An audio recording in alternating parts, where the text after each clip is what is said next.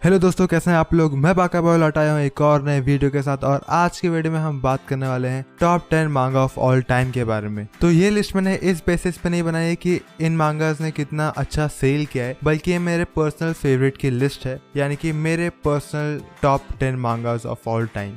तो चलिए शुरू करते हैं। नंबर 10 पे हमारी लिस्ट में 5 मांगा है, क्योंकि मैं इन्हें अरेंज नहीं कर पा रहा था, इनमें से मैं डिसाइड नहीं कर पा रहा था इनमें से किसको नंबर 10 पे रखूं, तो मैंने इन पांचों को रख दिया है नंबर 10 पे। नंबर 10 पे हमारे लिस्ट में 5 मांगा है। पहला है ब्लेम, दूसरा है गैंट्स, तीसरा है गिंतामा, चौथा है बैटल रॉयल और पांचवा है ग्रैंड ब्लू। और ये सारे अमेजिंग मांगा है, नंबर 10 का स्पॉट डिजर्व करते हैं, सारे मेरे पर्सनल फेवरेट्स हैं। शुरू करते हैं हम लोग ब्लेम से। ब्लेम की तो मैं जितनी तारीफ करूँ उतनी कम है। इतना अमेजिंग आर्ट स्टाइल, इतनी amazing story, it's one of the classics. अगर आप इनटू है एनिमे और मांगा कल्चर के, तो ये एक मस्ट रीड मांगा है मेरे हिसाब से। तो अगर आप क्वालिटी कंटेंट के तलाश में है तो। अगला मांगा है गैंट्स। इसके ऑथर है ओकुहिरोया, सेम राइटर जिन्होंने इनुयाशिकी लिखा है और हैन लिखा है और काफी सारे ऐसे अमेजिंग मांगा लिखे।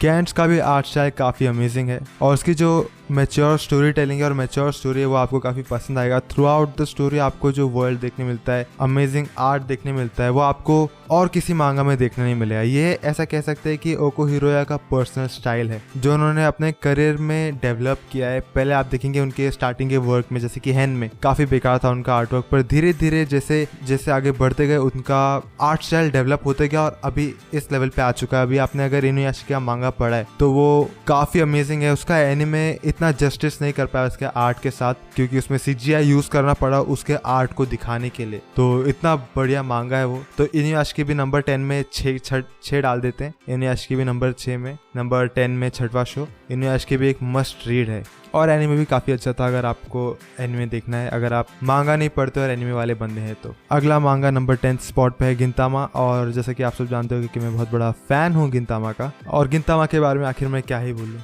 Just go and fucking read it.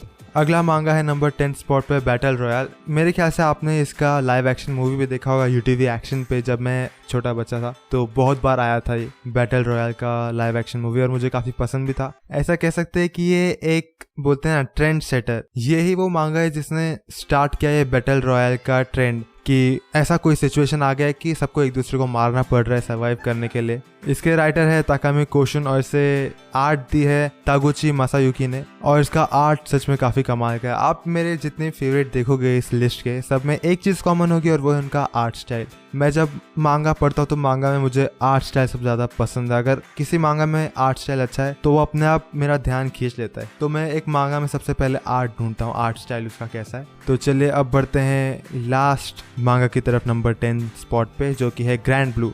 मैंने आज तक ग्रैंड ब्लू से ज्यादा हिलेरियस मांगा नहीं पढ़ा। इसका आर्ट स्टाइल अमेजिंग है, इसकी जो सिंप्लिसिटी है स्टोरी की वो काफी अमेजिंग है, और हर एक चैप्टर जब भी अपडेट आता है काफी हिलेरियस तो होता है, काफी फनी होता है, लेकिन उसमें एक बोलते हैं ना अलग ये होता है, अलग बात जो आपको मैं शब्दों में बयान नहीं कर सकता, लेकिन बस इतना कहना चाहूंगा कि इट्स फकिंग अमेजिंग। तो चलिए अब बढ़ते हैं नंबर 10 के अगले मांगा के लिए। मैं भूल गया एक और है जिसका नाम आप सब जानते होंगे, अटैक ऑन टाइटन्स। तो अटैक ऑन टाइटन्स को इंट्रोडक्शन की जरूरत नहीं है अभी तक, तो आप सबको अटैक ऑन टाइटन्स पता ही होगा।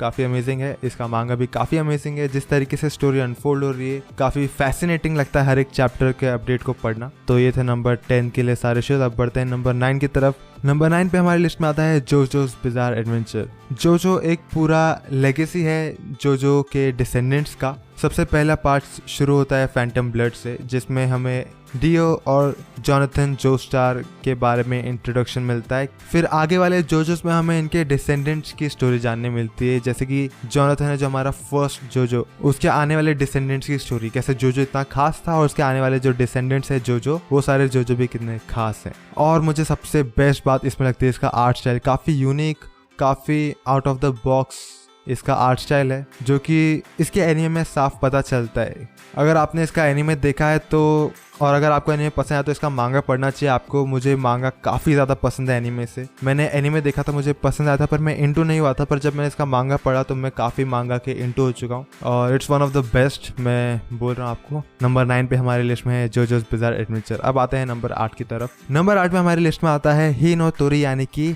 फिनिक्स या द फायर बर्ड या फिनिक्स। फिनिक्स कहानी है फिनिक्स की। फिनिक्स जैसा कि आप सबको पता होगा इमॉर्टल बर्ड है एक ग्रीक माइथोलॉजी में, ग्रीक या पता नहीं, पर एक इमॉर्टल बर्ड है, फायर बर्ड, जो कभी मरता नहीं, जो इमॉर्टल है। और ऐसा माना जाता है कि अगर उसका खून पिया तो आप भी इमॉर्टल हो जाओगे। ये कहानी लिखी है नन अदर देन ओसामू तेजुका ने, द गॉड फादर ऑफ मांगा। 1967 में ये मांगा पब्लिश होना चालू हुआ था और इसे खत्म होते होते 1988 हो गया, यानी कि 20 से ज्यादा साल तक ये चला था। पर ये कंप्लीट नहीं हुआ, ये इनकम्प्लीट रह गया क्योंकि उसके आगे भी जाने वाला था, पर ओसामू तेजुका की डेथ होने की वजह से ये खत्म नहीं हो पाया। और ये मांगा ना ही सिर्फ मेरा पर्सनल फेवरेट ओसामू तेजुका का वर्क है, बल्कि ये एक ऐसा प्रोजेक्ट है जिसे खुद ओसामू तेजुका काफी चेरिश करते थे, जिनसे उन्हें काफी लगाव था उनके लिखे गए उनके सारे मांगा में। ये काफी पुराना मांगा है और इसमें वो काफी साफ तौर पे दिखाई भी देता है इसके आर्ट स्टाइल से, लेकिन उसके टाइम के हिसाब से भी आर्ट स्टाइल काफी अमेजिंग था। और जैसा कि आप सबको पता होगा कि ओसामू तेजुका का स्टाइल जो है आर्ट का, वो इसमें काफी उभर के दिखता है। तो नंबर 8 पे हमारी लिस्ट में है हिनोतोरी या फिनिक्स। अब आते हैं नंबर 7 की तरफ। नंबर 7 पे हमारी लिस्ट में है किंगडम। किंगडम इतना अमेजिंग है, मैं उसकी क्या बात करूं। किंगडम के राइटर है हारा यासुहिसा। किंगडम स्टोरी है एंशिएंट चाइना की, पर इसके राइटर है जापानीज। तो मैंने किंगडम का नाम बहुत सुना था पहले, इसलिए मैंने इसे पढ़ना चालू किया था। जब मैंने इसे पढ़ना चालू किया और देखा कि ये स्टोरी चाइना पे बेस्ड है और इसमें चाइनीज एम्परर्स के बारे में और चाइना की हिस्ट्री को एक तरीके से दिखाया, तो मुझे ऐसा लगा कि चाइनीज मांगा होगा, पर यह एक्चुअली एक जापानीज मांगा है एंड इट्स सो ग्रेट। मैं आपको हाईली रिकमेंड करूंगा ये पढ़ने के लिए।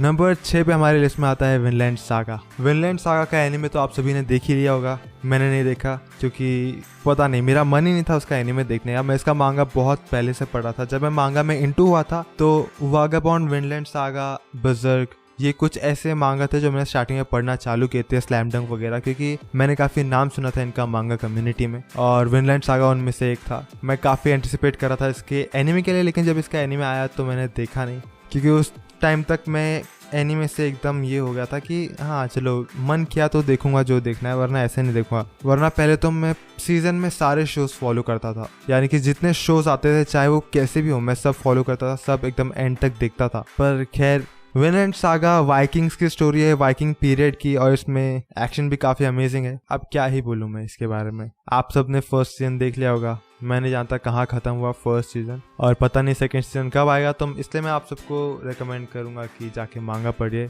काफी बाप मांगा है विनलैंड सागा। अब आते हैं नंबर 5 की तरफ। नंबर 5 पे हमारी लिस्ट में है डेथ नोट। अब इसके बारे में भी मैं क्या कहूँ, ऐसा कोई बंदा नहीं होगा इस दुनिया में जिसने अभी तक डेथ नोट नहीं देखा, जो एनिमे फैन और जिसने डेथ नोट नहीं देखा। अगर आपने नहीं देखा तो अभी तक आपने एनिमे शुरू नहीं किया होगा या आपने जस्ट शुरू किया होगा, वरना ऐसा कोई बंदा नहीं जो खुद को ओताकू बोलता है और जिसने डेथ नोट नहीं देखा है। तो चलिए अब बढ़ते हैं नंबर 4 की तरफ। नंबर 4 पे हमारी लिस्ट में आता है 20th सेंचुरी बॉयज। मैं मॉन्स्टर को रखने वाला था पर मैं 20th सेंचुरी बॉयज रखा मैंने। दोनों भी नाओकी उरासावा के वर्क हैं और दोनों मुझे काफी पसंद है। 20th सेंचुरी बॉयज तो मेरे ख्याल से नाओकी उरासावा की सबसे बेस्ट मांगा है। नाओकी उरासावा जो अपने आप में लेजेंड्स है, जिन्होंने एक से एक मांगा लिखी है और उनमें सबसे बेस्ट मुझे लगी ये 20th सेंचुरी बॉयज। तो मैं आपको हाईली रिकमेंड करूंगा। नाओकी उरासावा को अगर आप नहीं जानते तो आप काफी कुछ मिस कर रहे हैं। ये मॉन्स्टर के राइटर है और जब बात आती है राइटिंग की और स्टोरी को बिल्ड करने की, कैरेक्टर्स को बिल्ड करने की, विलेंस को बिल्ड करने की, तो नाओकी उरासावा इज द बेस्ट। अब बढ़ते हैं नंबर 3 की तरफ।